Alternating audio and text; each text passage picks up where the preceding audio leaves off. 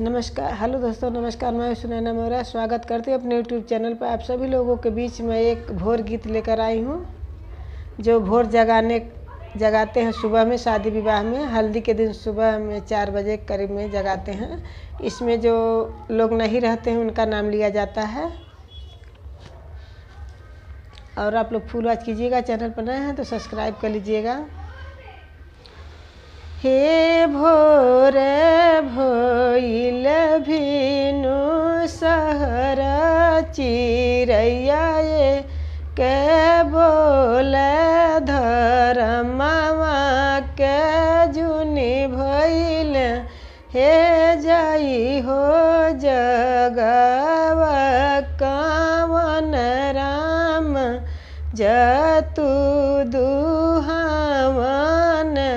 हे नहीं मोरे धेनु बकेनु सवैया खेवो सर। हे दूधवत आवेला कांवरियात मठवा के नारी बहे। हे मचिया जे बैठेली कामनी देई दूधवा जे अमटेली।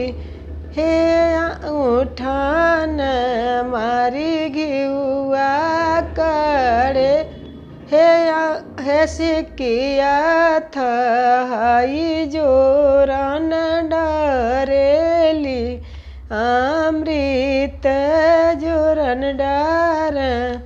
हे मचिया जे बैठेली कामनी देई दूध दहिया बीड़ो रेली। हे अंगूठान मारी घिउआ कढ़ेली आजू मोरे जग भोज।